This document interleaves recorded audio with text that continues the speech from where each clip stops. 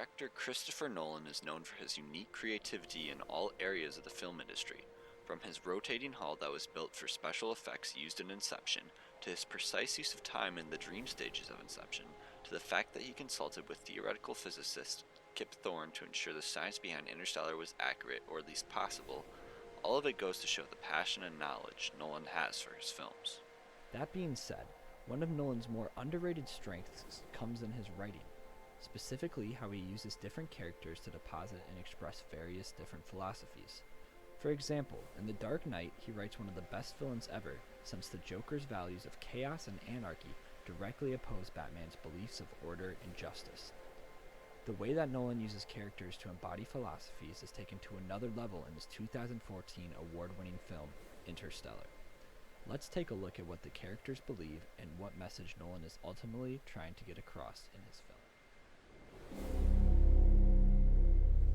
Cooper is the main character of this story, an everyman, meaning he represents us, the audience.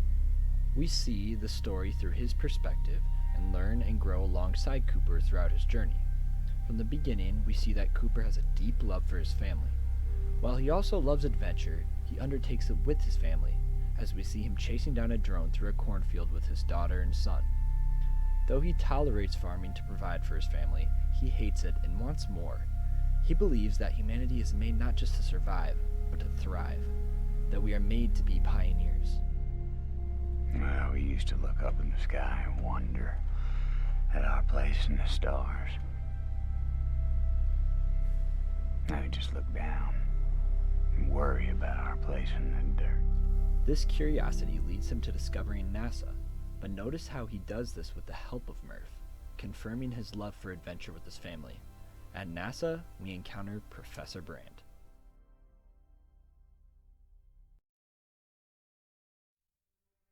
Brand is a famous scientist and former teacher of Cooper who works at NASA.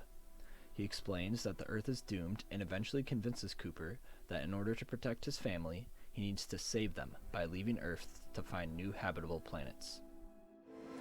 I've got kids, Professor. Get out there and save them. He explains his plan A is saving the humans on Earth by solving his grand equation to use gravity to transport them all to a new planet. If plan A fails, plan B is to start a colony on a new planet using frozen embryos. However, in the plot twist, we eventually find out that plan A was all a lie, exposing Brand's true intentions.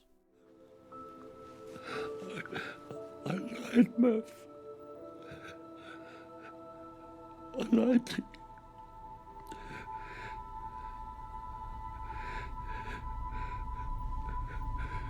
There was no need for him to come back. It is here we see Brand's true philosophy. Family and oneself should be sacrificed for the good of society or humanity as a whole. This philosophy resembles the 19th century German philosopher George Hegel. In his work, The Philosophy of Right, he defines family.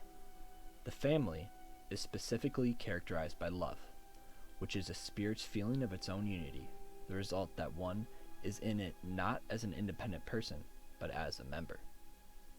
His conception of family gives way to his belief that one is not an individual, but a member of something bigger and greater, that being ultimately the government. Hegel is famous for saying that government is God upon the earth, implying that the good of society is more important than the right of the individual or family. This school of thought was later adapted by people like Karl Marx and was used in his conception of communism and is still persuasive in modern philosophical and political thought. It is clear that Professor Brand's belief is similar to that of Hegel because of Brand's willingness to abandon all of humanity on Earth to try to save the human race. At first glance, Brand's plan seems noble since he is willing to forfeit his own life and that of his daughter in order to save humankind. However, as noble and just as Professor Brand's thinking sounds, the fact that his subconscious makes him feel the need to lie means something is wrong. He's even willing to lie to his own daughter, which is strangely parallel to when Cooper says that he lied to his own daughter, Murph, and shows Brand's impact on Cooper. When you become a parent, one thing becomes really clear. is that you want to make sure your children feel safe. And it rolls out down a 10-year-old. The world's ended. The concept of complete honesty is questioned at other times in the film as well. For example, the robots that assist the crew posit absolute honesty isn't always the most diplomatic, nor the safest form of communication with emotional beings. Okay. though there seems to be a consensus that complete honesty is not always required. Brand's lie is still wrong in this case, since he lies to all of humanity on Earth and is not acting for their good. Nolan imposes that something is clearly wrong with Professor Brand's thinking, and that the ultimate good of society should not come at the expense of one's own family.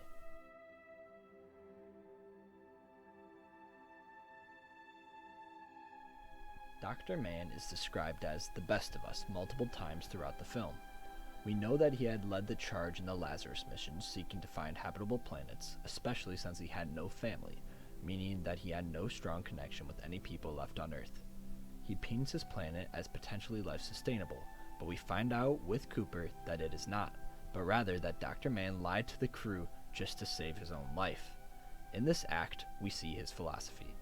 One should prioritize their own needs and survival above the needs and survival of society. This school of thought mirrors that of the 17th century philosopher, Thomas Hobbes, who is known as the father of individualism. He believes that the right and survival of the individual was paramount to all rights. The right of nature is the liberty each man hath to use his own power, as he will himself for the preservation of his own nature, that is to say, of his own life. According to Hobbes, Dr. Mann was justified in singling for the crew to rescue him because it preserves his own life, even at the potential expense of others and all of humanity. Dr. Mann's name is literally man, meaning solo, alone, affirming his role in the film to represent the theory of individualism. That is, that his own survival takes precedent to the survival of the human race or the mission. As is mentioned earlier, Dr. Mann is described as the best of us multiple times through the film, and it is said that he has no family. I think Nolan is showing that it is not good for man to be alone and isolated, that even the best of us falls short if not supported and surrounded by others and people that care about us, and ultimately, we need a family.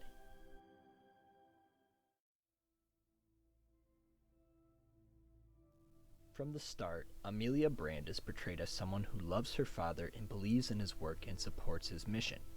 However, when choosing which planet to investigate, she is willing to go against reason and logic because she is in love with one of the scientists on a different potential planet. She believes that this love means something substantial and gives us one of the more famous quotes in the movie. I'm drawn across the universe to someone I haven't seen in a decade, who I know is probably dead. Love is the one thing we're capable of perceiving that transcends dimensions of time and space. Maybe we should trust that, even if we can't understand it yet. Here, she directly points out her philosophy. Love and family is more important than science, reason, or society. This belief complements that of the ancient Chinese philosopher Confucius, who highlighted the importance of family. He believed that the formation of families was crucial for a society to be successful. To put the world in order, we must first put the nation in order. To put the nation in order, we must first put the family in order. Amelia reflects Confucius's beliefs since she does the mission out of trust in and love for her father, and also believes relationships and the love found within them is vital. As it turns out in the story, Amelia was right in choosing to follow her instinct and value relationships. She was correct, because instead of putting her faith in the ideal man or scientist, she put her faith in what she knows to be true no matter what, the genuine power that love, relationships, and family can have.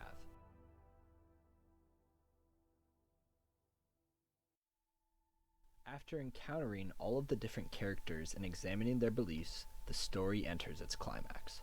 Since discovering that Plan A was fake all along, Cooper ultimately chooses to abandon the mission and return home to his family. However, Dr. Mann, acting for his own good and survival, opposes him and wrestles with Cooper. This climatic, epic battle of the film is not only a battle of two characters, but also of the philosophies and beliefs they represent. the family versus the individual. At first, it appears that Dr. Mann has won, with Cooper left alone, suffocating, supposedly seeing the faces of his children.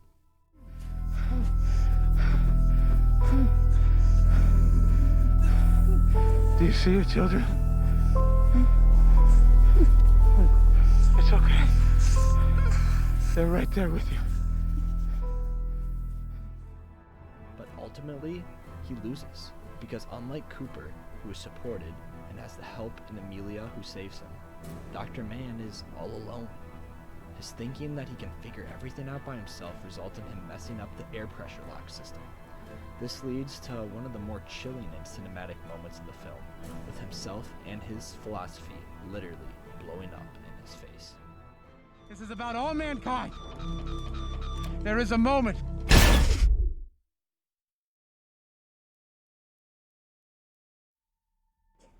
It is nuts.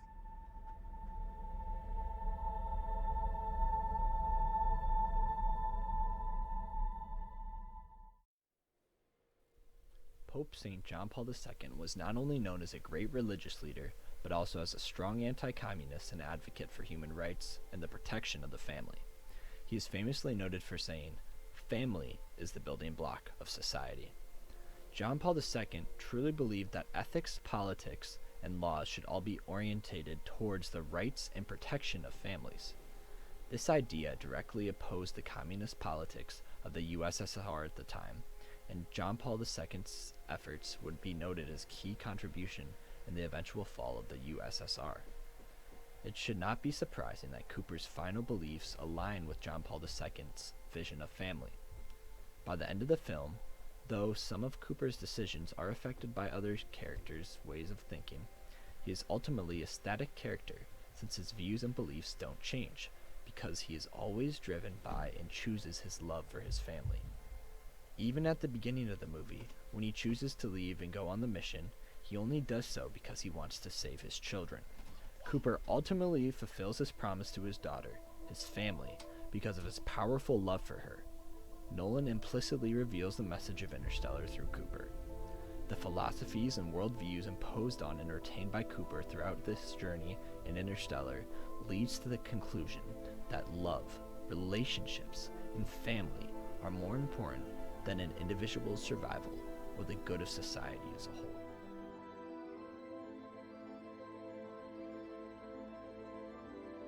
Interstellar comes from the Latin words inter and stelle, translating to between the stars. Many of Nolan's films place a strong emphasis on time and matter and how we as humans perceive it and how it affects us. The title of Interstellar alludes to Nolan's main message in the film posed by Amelia and Cooper. Love transcends all time, space, and everything that falls between the stars. That family is more important than society as a whole, because society is made up of family. That it is not good for the individual to be alone, for alone even the strongest of men will fail. So therefore he needs people around him to support him. He needs a family. That ultimately, the most powerful of all things that is so strong that it is not bound by time and space is simply two things: family and love.